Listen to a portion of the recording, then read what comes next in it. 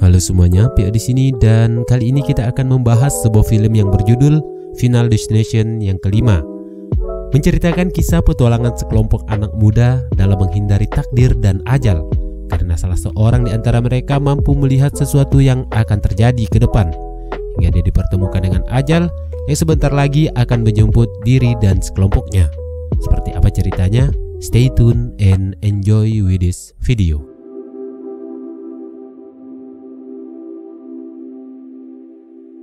Film dimulai dengan memperkenalkan seorang pria bernama Sam dan temannya Peter. Sam adalah seorang koki yang saat itu sedang melakukan magang pada sebuah restoran.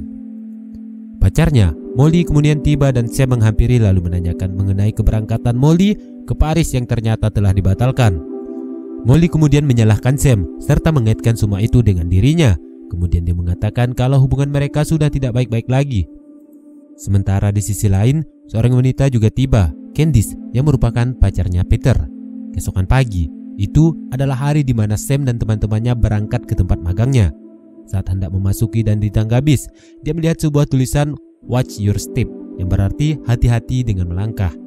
Sam sempat terhening ketika melihat tulisan tersebut. Singkatnya, perjalanan pun dimulai, di mana ketika bis hendak mencapai sebuah jembatan gantung, pada sebuah televisi terlintas suara yang mengatakan, "Bersiaplah untuk petualangan baru di 180 Corporate Consulting." Namun, sampai saat itu perjalanan mereka masih tetap baik-baik saja. Sam terlihat menikmati perjalanan kali itu.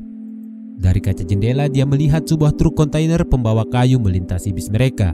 Hingga pada sebuah jembatan, Sam yang terhening kemudian dikejutkan karena sebuah kursi yang dipegangnya melukai jarinya. Dan di saat yang sama, bis mereka terhenti karena di depan beberapa konsultor sedang memperbaiki jembatan tersebut.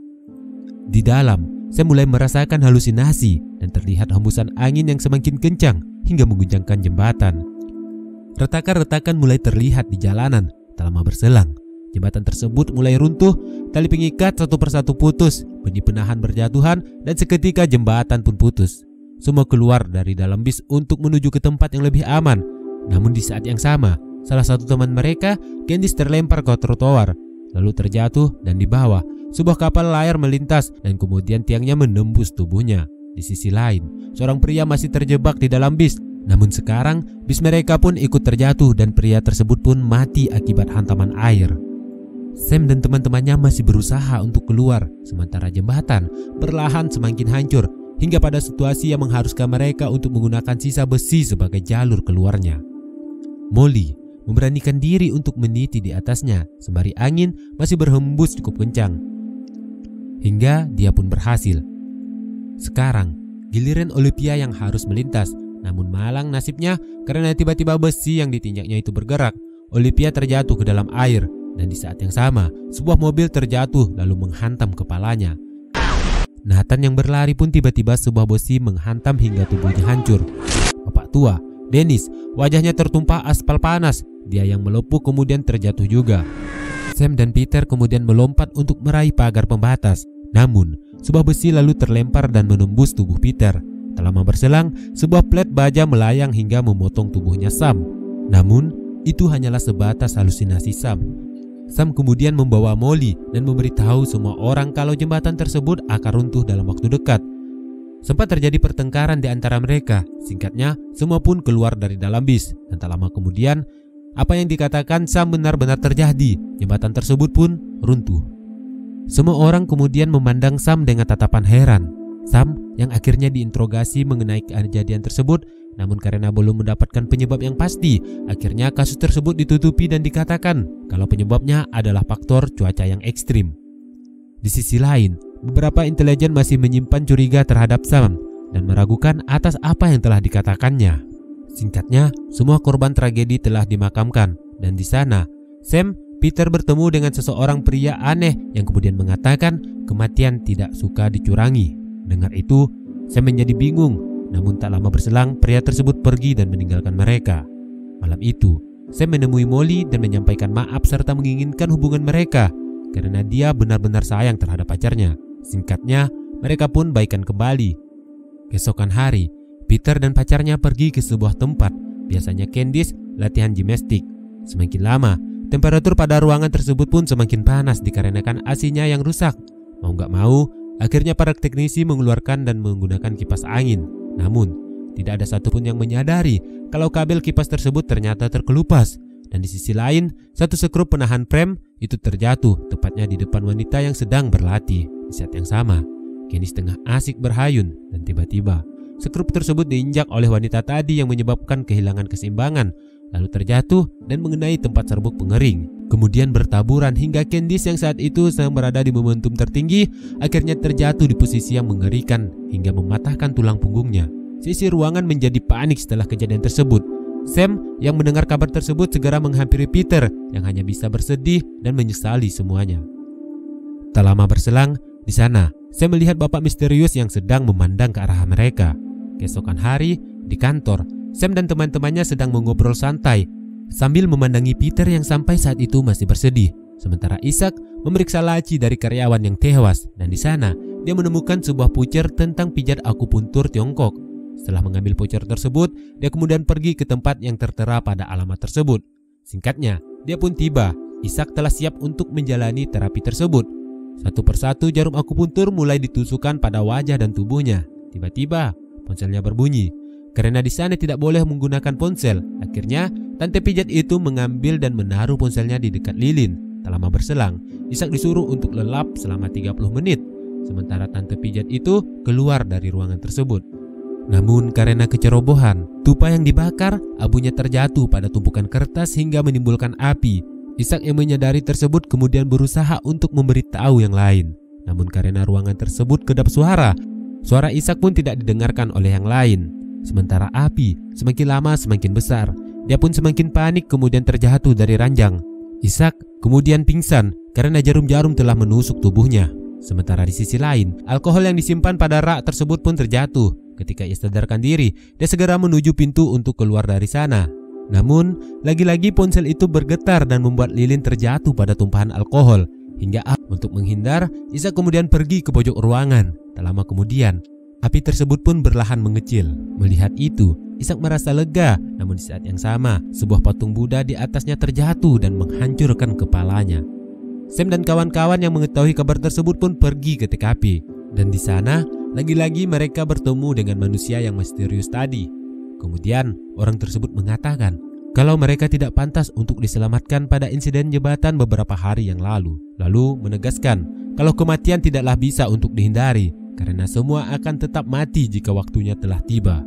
Jadi, siapa yang tidak seharusnya mati dalam insiden yang lalu, maka takdir mereka akan tetap hidup. Mendengar itu, mereka menjadi ketakutan dan karena sekarang giliran mereka yang akan mati. Sam berpikir kalau apa yang dilihatnya atas kematian orang-orang termasuk dirinya, terkecuali Molly yang tetap akan hidup. Namun sepertinya mereka tidak percaya sepenuhnya dengan ucapan bapak misterius tersebut. Kemudian mereka pun pergi dari sana. Di tempat lain, Olivia berkunjung ke salah satu klinik optik untuk perawatan pada matanya. Setelah dia dibaringkan dan dipasang penjepit pada kepala agar tidak bergerak, tiba-tiba Pak Dokter mendapat panggilan dari asistennya mengenai kepalitan dasi pada data pasien tersebut. Pak Dokter kemudian mengatakan kalau dia akan keluar sebentar untuk menemui asistennya. Namun tak lama berselang, terjadi konsleting yang mengakibatkan mesin laser menjadi error. Seketika laser tersebut menyala dan merobek mata Olivia. Namun, di saat yang sama, dua temannya tiba lalu kepada Pak Dokter dia mengatakan kalau Olivia dalam bahaya. Dan setelah dilihat, ternyata Olivia yang berhasil melepaskan diri, kemudian berlari dan terjatuh hingga dia pun mati. Di lain tempat, pada sebuah perusahaan konstruksi, Nathan terlihat sedang bertengkar dengan seseorang pekerja yang bernama Roy. Di atas, dia melihat terjadi percikan api yang kemudian besi itu bergerak. Nathan berusaha untuk menyuruh Roy agar pergi dari sana. Namun, tak lama berselang, hok besi tersebut terjatuh bersama Roy yang akhirnya mengkait dan menembus kepalanya. Mengetahui itu, teman yang lain pergi ke tempat Nathan bekerja. Peter berpikir kalau dia telah membunuh Roy. Oleh sebab itu yang seharusnya kematian selanjutnya adalah dia. Namun sampai sekarang dia masih tetap hidup. Nathan mengatakan kalau itu terjadi secara kebetulan. Namun karena desakan Peter yang akhirnya dia mengatakan kalau ya, kematian tersebut diakibatkan olehnya. Peter mencoba untuk mengkaitkan terjadian tersebut dengan teori yang dibuatnya, kalau takdir bisa ditukar dengan orang lain. Sam mengatakan kalau sepertinya ada reruntutan kematian yang akan terjadi. Mendengar itu, semua bertanya siapa yang akan menjadi korban selanjutnya. Tak lama berselang, Dennis tiba lalu memotong pembicaraan mereka. Dan di saat yang sama, sebuah kunci melesat dan menghantam kepalanya hingga hancur. Kejadian tersebut semakin membuat mereka yakin kalau sebentar lagi kematian akan menjemput mereka. Malam itu, Sam memutuskan untuk menerima sebuah tawaran bekerja ke Paris. Dan di saat yang sama, dia mengajak pacarnya, Molly, untuk ikut bersamanya. Namun dalam perkataannya, Peter datang dan kemudian mengatakan kalau dia akan mencari dan membunuh orang lain sebagai gantinya. Di samping itu, dia juga tak tega kalau membunuh orang-orang yang tak bersalah. Dia kemudian mengatakan apa yang ada di dalam pikirannya. Kalau orang yang tidak bersalah tidak pantas untuk mati, maka Molly juga tidak pantas untuk hidup. Di saat yang sama, tiba-tiba dia mengeluarkan sebuah pistol dan mengacungkannya kepada Molly. Sam kemudian mengembalikan meja lalu menyelamatkan Molly untuk pergi dari sana. Di sebuah ruangan, Sam meminta Molly untuk berpencar karena dia akan mengalihkan perhatian Peter. Lama berselang, dari belakang Peter muncul sambil menanyakan Molly. Sam berusaha untuk menenangkannya, namun Peter memukul hingga dia pun pingsan. Tak lama kemudian, seorang anggota badan federal lalu tiba di sana dan Peter melepaskan tembakannya kepada orang tersebut hingga mati. Namun, karena pembunuhan itu disaksikan oleh Molly, jadi dia berniat untuk menghabiskannya. Saat hendak menusuk Molly dengan pisau dapur, tiba-tiba dari belakang, Sam menembus tubuhnya dengan besi. Akhirnya, mereka berdua pun selamat. 2 minggu setelah itu, Sam dan Molly sudah berada di dalam sebuah pesawat untuk perjalanan ke Paris. Saat pesawat hendak take off, Sam melihat telah terjadi keributan dari beberapa penumpang sambil menyuruh semuanya agar turun dari sana. Namun, orang tersebut berhasil diamankan oleh petugas. Singkatnya, pesawat pun diberangkatkan. Namun, belum jauh dari sana, tiba-tiba pesawat mereka berguncang. Tapi, pramugari meyakinkan kalau semuanya akan tetap baik-baik saja. Sementara Sam, jarinya terluka atas kejadian tersebut. Sedangkan di sisi lain, seorang penumpang menanyakan alasan mereka menurunkan orang yang membuat keributan barusan. Namun pramugari itu mengatakan kalau mereka yang minta untuk diturunkan karena telah melihat sesuatu. Di saat yang sama, Sam baru menyadari kalau mereka akan dihadapkan dengan masalah karena sebenarnya penumpang tersebut telah melihat pesawat mereka sebentar lagi akan mengalami kecelakaan. Dari jendela, kemudian Sam melihat mesin pesawat mulai terbakar. Mengetahui itu, seisi ruangan pun menjadi semakin panik dan tidak kondusif. Sementara dinding pesawat tiba-tiba jebol hingga membuat beberapa penumpang dan Molly terlempar keluar. Badan pesawat juga terbakar hingga membunuh Sam beserta orang-orang yang ada di sana. Beberapa hari kemudian, di lain tempat, seorang pria datang lalu menghampiri Nathan, kemudian menceritakan mengenai korban di tempatnya magang. Ternyata Roy mengalami penyakit pada pembuluh darahnya. Jadi, andai pun tidak karena kecelakaan, maka dalam waktu dekat dia juga akan tetap mati. Setelah mendengar ucapan tersebut, Roy terdiam dan tak lama kemudian, bar tersebut runtuh dan akhirnya dia pun juga mati. Film pun berakhir. Halo semuanya, jika ada film lain yang baik untuk dibahas, silahkan beritahu kami pada kolom komentar. Sampai ketemu di cerita selanjutnya.